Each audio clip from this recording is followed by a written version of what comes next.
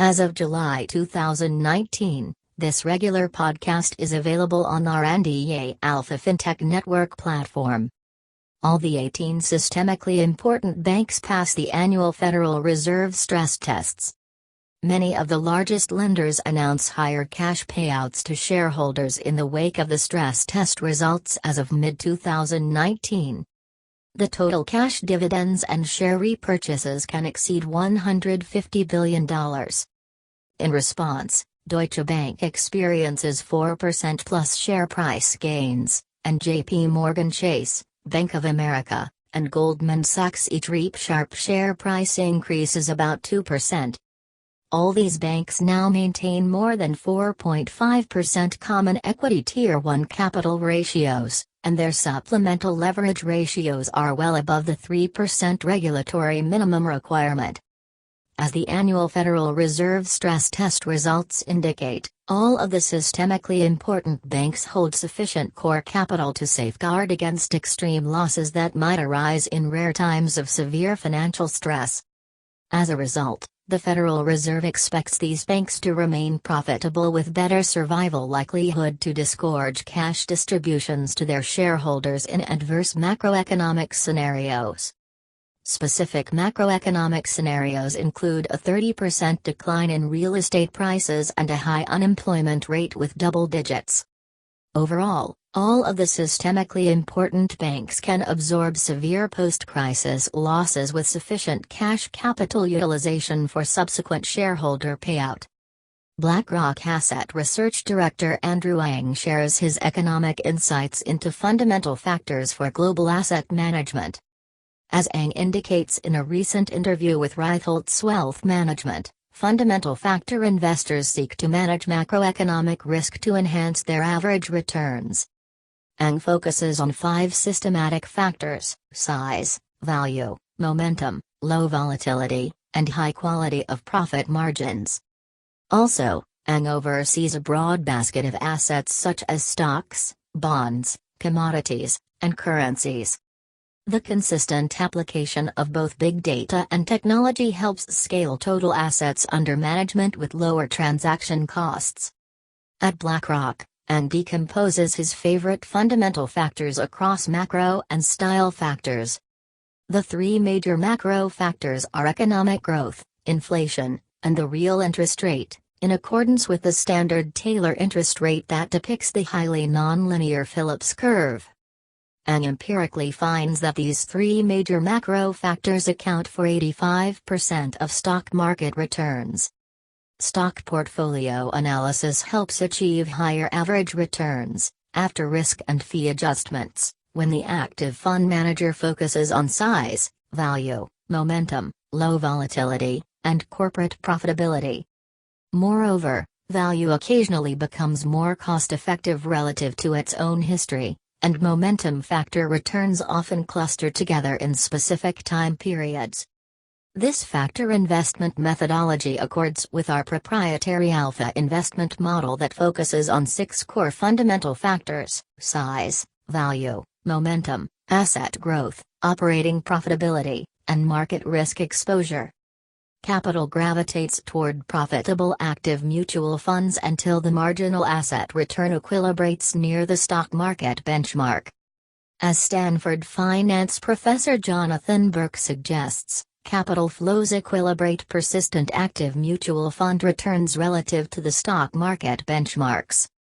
Since investors first direct capital to the best active mutual fund managers, these fund managers receive so much money that it affects their ability to generate superior returns. Their average return declines to match the average return for the second best fund managers.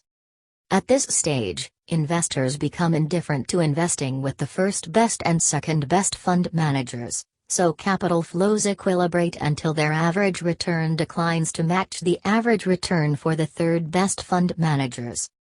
This process continues until the average return of investing in most active mutual funds declines to match the stock market benchmark. Capital flows may reflect persistent asset returns in the transition toward the dynamic equilibrium outcome. Only high-skill active mutual fund managers can consistently earn superior average returns when numerous fund managers compete for scarce capital flows. This rationale suggests that investors who choose to invest with active fund managers cannot expect to receive positive excess returns after we apply appropriate risk and fee adjustments. Harvard economic platform researcher Dipayan Ghosh proposes alternative solutions to breaking up Facebook, Google, Apple, and Amazon. As Ghosh suggests, breaking up tech titans would only serve to punish innovative tech enterprises that have already created tremendous economic value. These tech titans have become quasi-monopolies that necessitate a stringent set of utility regulations for better privacy protection and personal data usage. These regulations should obstruct the capitalistic overreaches of tech titans in order to protect the public against economic exploitation. Facebook, Google, Apple, and Amazon reap substantive mercenary gains from their network services when more people use these services. Their current infrastructure makes it extraordinarily difficult for new entrants to offer competitive levels of consumer utility. The tech titans extract consumer currency on the basis of personal data and attention. Moreover, these tech pioneers extract consumer currency on one side of the platform, and then exchange such currency for monetary revenue at high margins on the other side of the same platform. This subtle but corrosive form of economic exploitation seems most objectionable to U.S. Justice Department, Federal Trade Commission, and European Commission. Ghosh thus advocates an alternative case for utility regulations in lieu of breaking up the tech titans. Platforms often benefit from network effects, scale economies, and information cascades. There are at least two types of highly valuable platforms. Innovation platforms empower third-party firms to add complementary products and services to some core technology, for example Google Android, Apple iPhone operating system, and Amazon Web Services, and transaction platforms facilitate the positive exchange of information, goods, or services, for example Amazon Marketplace, Airbnb, and Uber. In the empirical analysis of 20-year Forbes Global 2000 data, the top 43 public platform corporations generate about $4.5 billion annual sales with only half the number of employees at their non-platform counterparts. These public platform corporations also yield twice operating profits, market values, and bottom-line growth rates. There are several key generic lessons for modern platform corporations. First, founders and managers need to learn fast from failures for better lean startup optimization.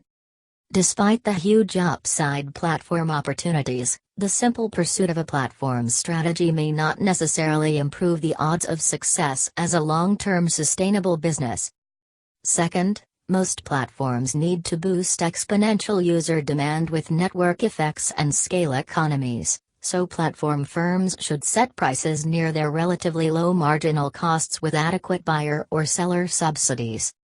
Google, Facebook, Twitter, Amazon, Apple, Alibaba, and Tencent start their lean enterprises by aggressively subsidizing at least one side of the market before they sustain profitable platforms.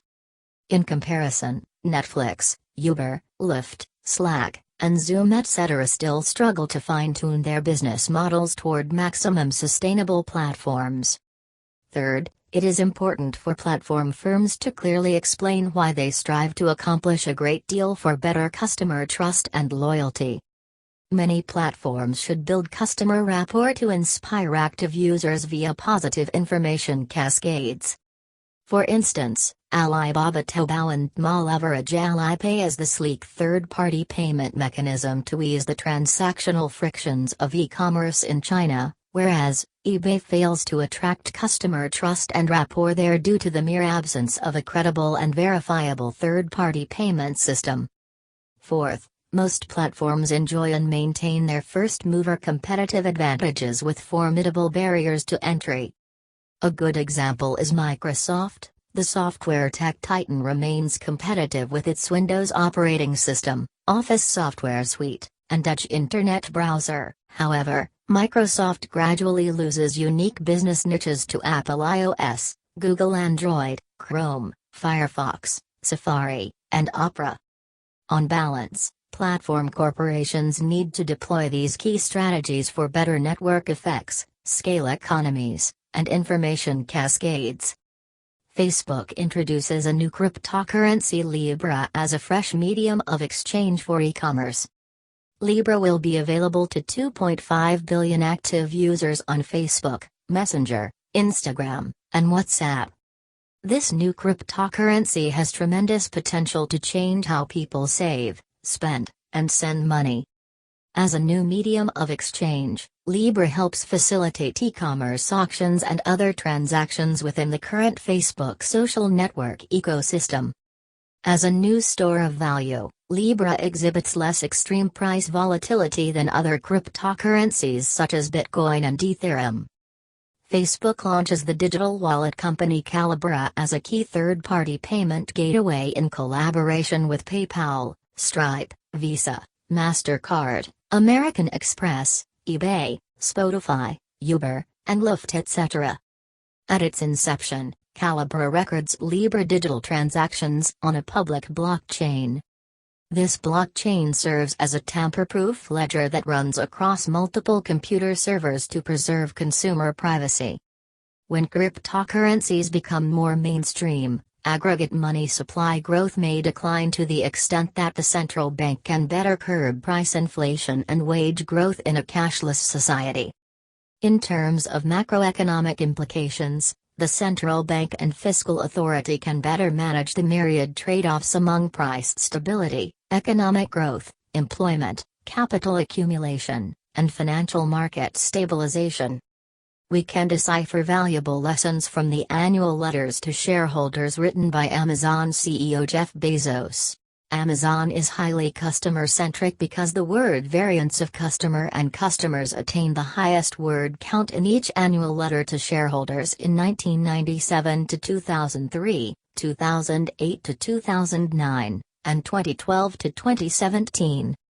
In addition to this customer focus, each letter indicates a clear concern with robust financial health. As Bezos reiterates in his letter to Amazon shareholders back in 2004, he emphasizes that the ultimate long-term financial measure, for Amazon, is free cash flow per share. This distinct focus sheds fresh light on Amazon corporate value creation via cash capital utilization that drives steady free cash flow growth in the long run. Another major aspect of Amazon business focus from 2007 to present relates to planting seeds of firm expansion into new ventures such as Kindle e-reader devices, Amazon Web Services, AWS, and self-service e-commerce platform improvements for cost-effective sales and fast delivery services. At Amazon, the most transformative inventions empower authors, third-party sellers, and other network members to unleash their creativity. On balance, Bezos believes in an optimal level of customer centricity, and he cares for other stakeholders such as blue-collar employees, content providers, and third-party sellers, etc. Gold prices surge above $1,400 per ounce amid global trade tension and economic policy uncertainty. Both the European Central Bank and Bank of Japan may consider expanding additional monetary stimulus if the global economy continues to weaken in the next few months. Greenback depreciates quite a bit as the Federal Reserve switches to a dovish tone. The current stock market investor sentiments manifest in the negative correlation between US dollar strength and gold appreciation. The precious metal accrues zero interest as a steady store of value over time, and so gold prices often serve as a negative beta countercyclical indicator of international economic stability. Meanwhile, the Sino-US trade impasse calls for both Trump and Xi to show courage with some reconciliatory gestures at the G20 summit. Also, the British Labour Party may back a second referendum on Brexit despite substantial economic policy uncertainty. British Conservatives now need a new Prime Minister to lead the next round of EU withdrawal conditions, trade negotiations, and other regional economic affairs. Moreover, the recent accidental drone collision between Iran and the U.S. adds to the current global trade escalation. As a result, both gold and oil prices surge as stock market investors seek capital safety. President of U.S.-China Business Council Craig Allen suggests that a trade deal should be within reach if Trump and Xi show courage at the G20 summit. A landmark trade agreement between China and the U.S. should be attainable insofar as Trump and Xi have the courage to compromise on specific aspects of the trade deal. This compromise can be difficult for both leaders, whereas both sides signal the positive intent that Sino-U.S. trade negotiations should get back on track. Allen indicates that setbacks are quite normal in most bilateral trade negotiations. Perhaps the China-U.S. trade envoys, Liu He and Robert Lighthizer, seem to agree to a major trade deal in principle. However, the legal details may not fully reflect mutual agreement for both presidential leaders. The U.S. Trump administration calls for significant bilateral trade deficit eradication and better intellectual property protection and enforcement in China. The Chinese Xi administration expects all future fair trade practices to be realistic with appropriate goods and services procurement, market access, and technology transfer, etc. Respecting these fundamental interests can help both sides reach a tractable solution. In essence, Allen emphasizes that addressing these concerns helps China achieve sustainable economic growth in the long run. Japanese Prime Minister Shinzo Abe outlines the key economic priorities for the G20 summit in Osaka. First, Asian countries need to forge the Regional Comprehensive Economic Partnership, RCEP, for free and fair trade in China, India, Japan, South Korea, Australia, New Zealand, and the 10 members of the Association of Southeast Asian Nations, ASEAN. This Asian bloc promotes sound and efficient trade relations as China, India, and Japan lead the mainstream consensus views on economic integration, financial stabilization, and intellectual property protection. Second, Asian countries should help ensure the safe and free flows of data via digital networks. With respect to this recent digitization, the socio-economic ramifications of data flows can rival, or may even surpass, the broad impact of petroleum and the internal combustion engine in the previous century. Third, Japan leads many Asian countries in terms of disruptive innovation that helps tackle global environmental degradation. In the new era of beautiful harmony, the Japanese Abe administration seeks to reduce carbon emissions with better artificial photosynthesis. This innovative technology contributes to maximum sustainable employment, economic growth, and capital investment accumulation. Overall, the Japanese Abe administration hosts the next G20 summit for better international trade, data, and environmental protection.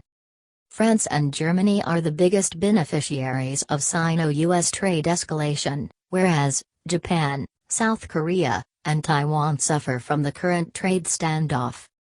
U.S. Commerce Secretary Wilbur Ross reiterates that President Trump can impose tariffs on all of the other $325 billion Chinese imports if the Chinese Xi administration fails to agree with the U.S. to deliver a bilateral trade deal. Barclays economic research head Christian Keller emphasizes in his recent report that the additional U.S. tariffs may lead to trade substitution with fresh opportunities for France and Germany to garner greater export market shares worldwide. Eurozone exposure concentrates in Chinese computer and electronic exports and U.S. transport equipment exports. As France and Germany choose to accommodate Chinese export diversions, this transition may result in important economic repercussions in light of US-EU trade negotiations. On the other hand, Japan, South Korea, and Taiwan rely heavily on trade linkages with the Chinese economy. As Asia-Pacific chief economist Steve Cochran suggests, these industrial economies face substantive exposure to Chinese consumers and electronic supply chains. In recent times, These East Asian economies experience hefty stock market losses due to the current trade standoff between China and the US amid trade deal uncertainty. The Chinese New Star Board launches for tech companies to list at home. The Nasdaq equivalent New Star Board serves as a key avenue for Chinese tech companies to raise funds as the stock exchange criteria are less stringent than other domestic boards. In recent years, the Chinese government encourages local tech firms to become more self-reliant in producing microchips and other core components. This New Star Board arises amid the current Sino-American trade escalation and recent U.S. embargo on the Huawei supply chain of electronic imports. As of mid-2019, the New Star Board has received applications from 122 tech firms. Tech companies with at least RMB 300 million, $43 million, net income can list on the New Star Board insofar as these companies maintain a minimum stock market capitalization of RMB 2 billion with RMB 100 million cash flows in the prior 3 years. The board is the first registration-driven IPO system that streamlines the price flotation restrictions. Like Facebook, Google, Alibaba, and JD etc., Chinese tech companies with a dual-class shareholding structure are eligible to apply for registration. Alibaba continues to mull over its next proposal to list on the Hong Kong Stock Exchange several years after its blockbuster IPO on NYSE. The Chinese central bank has to circumvent offshore imports-driven inflation due to renminbi currency misalignment. Even though China maintains substantial foreign reserves in U.S. government bonds, traders may speculate about whether the People Bank of China, PBOC, can manage to fix the dollar-renminbi exchange rate below 7.0x. This current exchange rate has substantially declined about 9.3% since April 2018 and now hovers in the stable range of 6.89x to 6.92x. PBOC Governor Yi Gang indicates that there is no asymmetric red line for the Sino-US exchange rate. However, Chinese economic policymakers may be hesitant to let their currency depreciate past RMB 7 to USD $1. Any expectations of short-term currency misalignment can spur capital flight out of the Chinese economy. Chinese public companies that list abroad have to make cash dividend payments in June every year, so foreign exchange order flows reveal substantive short-term pressure for these Chinese public companies to sell the offshore renminbi. As China maintains a near-zero current account surplus in mid-2019, the renminbi faces downward pressure. Renminbi depreciation has long been a major source of tremendous competitive advantage for China. It is important for the Sino-US trade negotiations to level the playing field with respect to potential renminbi currency misalignment. Warwick economic researcher Roger Farmer proposes paying for social welfare programs with no tax hikes. The current U.S. government pension and Medicare liabilities are almost $47 trillion in total. As Farmer suggests, national treasuries should establish social care funds, and these public funds borrow money at low interest rates and invest the proceeds in many international stock markets. A recent study analyzes data from OECD economies over a century and empirically shows that the average stock return is about 7% above the return on government bonds. The average equity premium ranges from 3.8% in Denmark to 9.9% in Japan. Stock market idiosyncratic volatility may not fully accord with economic fundamental factors such as size, value, momentum, asset growth, operating profitability, and market risk etc. Instead, this volatility reflects the animal spirits and sentiments of investors who often buy and sell shares on the basis of self-fulfilling prophecies of greed and fear.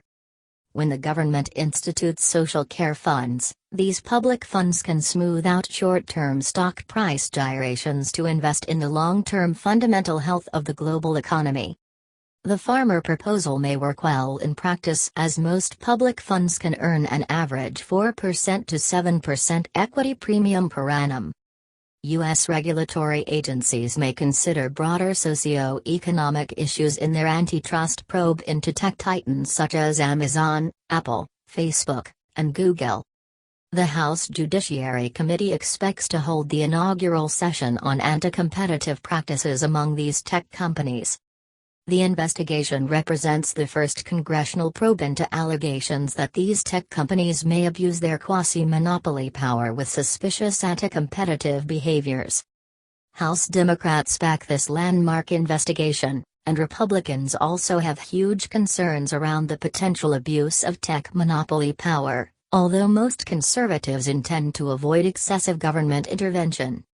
Federal Trade Commission and Justice Department focus on how Facebook and Google affect consumer privacy and competitor survival across the news media landscape.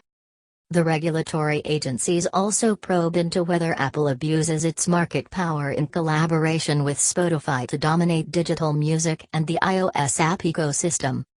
Moreover, the regulatory agencies examine whether Amazon not only drives down retail prices but also conducts collusive schemes in e-commerce. Antitrust scrutiny remains one of the biggest bipartisan tech issues. The regulatory agencies may impose punitive fines to diminish the market power of these tech companies, or may break up some of these tech titans for better consumer welfare and competitor survival. Apple releases the new iOS 13 smartphone features. These features include dark mode, audio share, memoji, beta privacy protection, smart photo collection, and a fresh app dashboard. Switching the iPhone to dark mode can turn the typically bright screen design elements black and gray. This switch draws less electric power and helps ease eye strain. The iOS 13 software update facilitates sharing music between Apple mobile devices. Audio share allows two AirPod users to listen to the same song with stereo sound at once. Apple refreshes the first-party apps in terms of both usability and functionality. These apps help track health trends, gallery views, notes, maps, reminders, and text messages with natural language entry. Apple gives iPhone lovers more control over their location data, social login service for iOS 13 sign-in with Apple, and random email address generation for better privacy protection. The new iOS 13 photo collection app uses machine learning algorithms to ditch duplicate images and blurry screenshots. All iOS 13 users can edit photos and video clips with new tools to beautify both vertical and horizontal masterpieces. Memoji allows iOS 13 users to customize their FaceTime, camera, and messages with eyeshadow, jewelry, hats, glasses, and additional hairstyles.